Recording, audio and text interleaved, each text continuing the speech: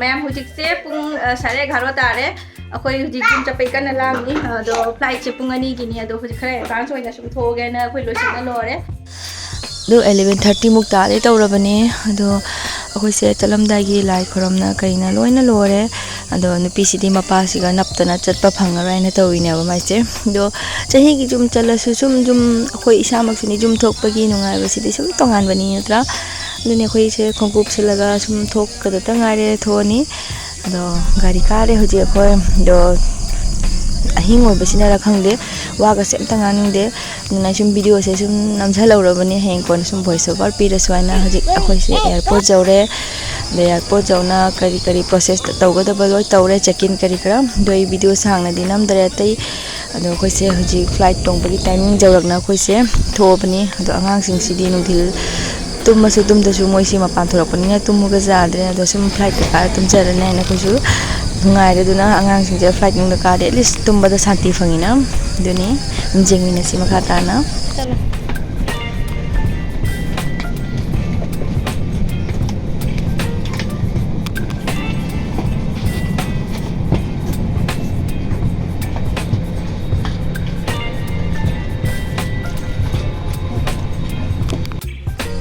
की होना भी होगरे मोगे कारक तो लगता कायदा करी ले गया और कृपया ध्यान दीजिए सभी अतिथियों से निवेदन है कि अपने बड़े बैग को सीट के ऊपर वाले की आपके सब यात्री please keep the arm clear so guest behind you can proceed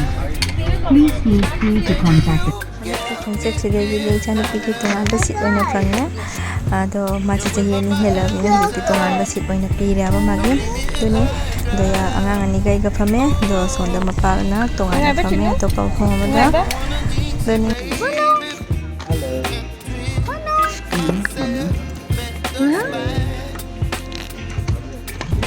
Your captain speaking. I wish and wish you all a very happy Holi. Namaskar. Right. Take off to बगै चन पातुम बहबत करे ते से दिल्ली टू कोलकाता तार उदो नि कोइ से दो मोय सुम रनवे द चेन बहगले दो फ्लाइट टेक ऑफ तोरगा मागी व्यू से फजबनी असे हुजिक से अहिंग पुंगनी मखाय मुक तारद्रा दो नाक लेबगा सुम मोय इचानुपा तुम घरे दो मोय नाक लेगा अखोइना तुमगे तो चापोट मो मया मा चले दो इचानुपा दि तुम रमिना चारे दो आइगा अखोइ मपागा दि चारे ना लोइना तुम घरे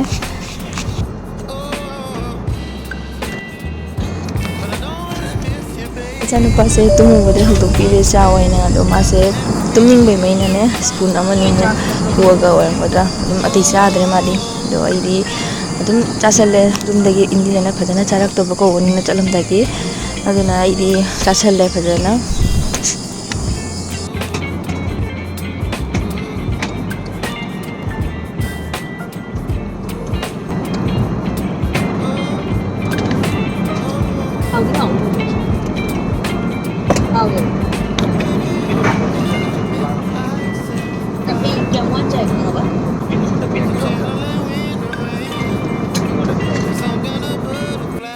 पीछे चाहिए निफाबगी सीट तोंगाना फंगबनी अदुसु कयम कानादे मोयदि अदुम ममागी तंबाक पामी दो आगी तंबाक दा तुम घरे मासे मपादी मनिंग दा फम्मियाबा अदुना मागी मखुतुना मनिंग दगी लामागा मकोकता थंबीरागा nghatang सपोर्ट फंगना बायना अदो आइसे नेना तान चा होबनाबा दा चाबा लोराकदा कोइसे हुजि कोलकाता तारे कोलकाता एयरपोर्ट जौरे कोलकाता एयरपोर्ट तमु अतोप कनेक्टिंग फ्लाइट ने कोइसे अदुने मोय फ्लाइट अतोपा ममुक लोगदबा लेबनिना जुम पप पप कोइसे होबे होबे चले दो चटपगने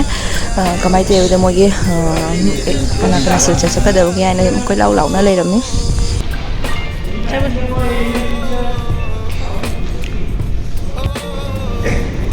मैं कोई कोलकाता जाऊरे अदो कोलकाता दगी मोय सिलचर चटपगी फ्लाइट तो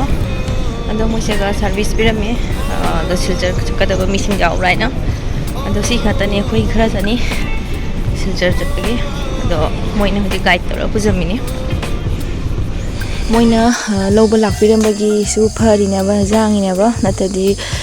टाइम से जामना फंगदबा कोइसे दो कोइथि थिना लेबे मुहुता मोयना सुम guide तोना पुबिबसिना yam Thina फरमे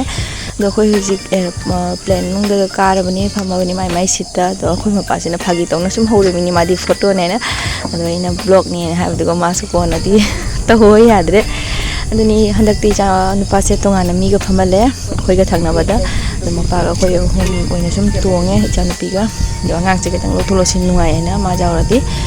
duni nupi sidi mapai tambak ta tungare hoji khoi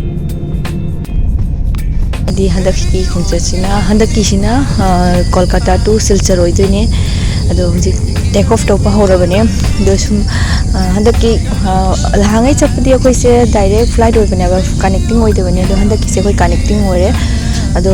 amna rain nong chubasina rainy season oi kisna taba duga nong kari chuino khangde nong chumanna ne koi se handak se chakhi baga sushi se chana ba moi offer torabane ba khoi ta loksal le sum to nupa si tumgare ado isi hakchang ngai taba hore kai gina ide handaki punchi da thok taba tok dok na ba khoi hui to ise do jum joram dagi 5 minute mu walang da no se jam thina khak na khoi se land to ba jadana Silchar da do mu halle bana ba khoi se Kolkata da halle nungai te thawai ga se ado idi ne plane nang do sum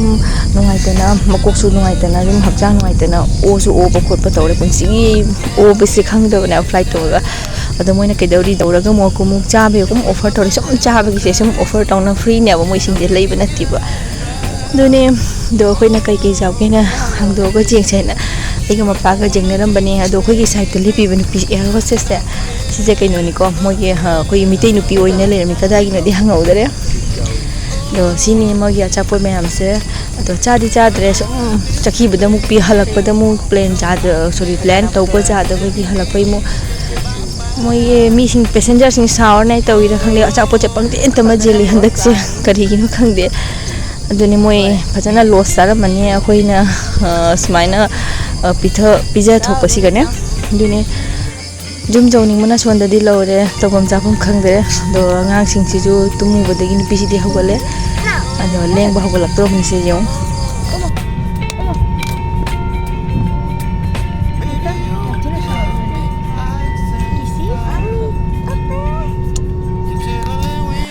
pise flight manung siga yum du mana khalla ba khangde koi cha khale to ise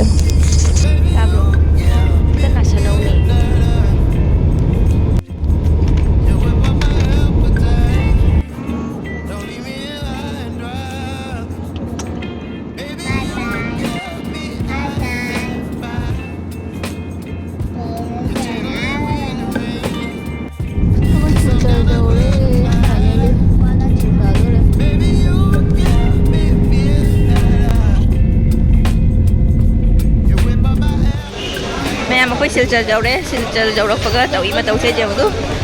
munah kare kerana ada tongan sih kan mana dia flight hanggat handa tahu bagi hak jangga se nuai tahu basin ai se oning tu ena macam je kumzen banya ba ado ayu ki koi se pung teret makai dah tu tunggu dah bedo 12:30 12:30 1 mukchum tara madra ado mana tu tung bani ado ina sum lambi dah lak pada cha bagan je sum phaji aina koi ki asam ki cha di famous dina dugi sum khara aina sum video low bane ba aduni hakchang nungai ta na blog namning bagi maina ado sum video low di ne gi se ado son di hakchang che ekdam nungai ta bada yo bi ne to ise kok chik paga dai di oru baga nungai ta bada sari to na to mana to ye ba doni akoi se sum tong lak na Silchar jore do Silchar jorok pagi ni ai home town aduni de Silchar dagi amuk asisina sunai jora bane ba ado jum chang dora bane koi se hoji ado angang ani din tumna lai rabani ado sunai jorok padagi lubuk me am se sum u phanga bani jong hoji ado koi gi gaw dum je halake sini koi gi jum changpham mamangi oiba koi gi lambi mache koi atopa side tegi lak pane ba normal koi son side tegi la amadi si koi lambi se te ju phajaga dani do si se atopa mafam degi shortcut to ga lak pane ba du dane ba do si gi bristel ma la laga sum jum jawrani koi ji do jum jawram dai si ga te su jum jawhning ba do kari no khangde dani ado labuk se sum phaja bane ko ꯑꯩꯈꯣꯏ ꯀꯨꯏꯔ ꯃꯇꯨꯡꯗ ꯎꯕꯁꯦ ꯄꯨꯛꯅꯤꯡꯗ ꯁꯨꯝ ꯅꯨꯡꯁꯤꯅ ꯁꯨꯝ ꯂꯩꯕ ꯀꯩꯒꯤꯅꯣ ꯈꯪꯗꯦ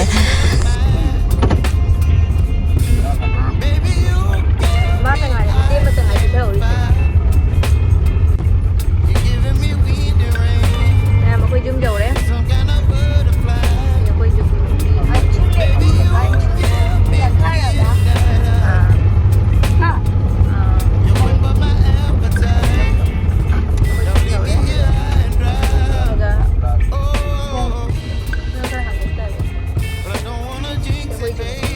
이찬누피도 이거 좀 넣어 좀 이요.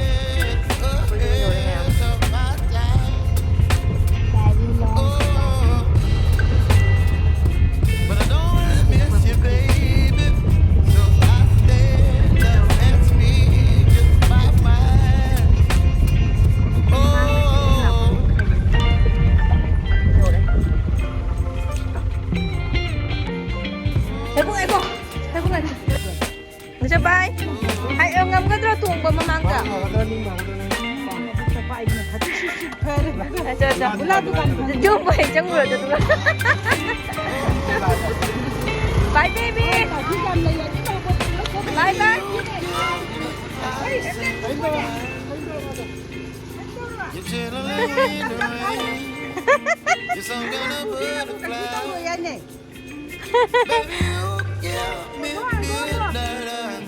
이사누빠세 줌다 통바세 게 누미두가네 농알라가디 홀리 오이버니나 마세이나네 런치 तौबा लोरगा इवनिंग गी दाइदुगाने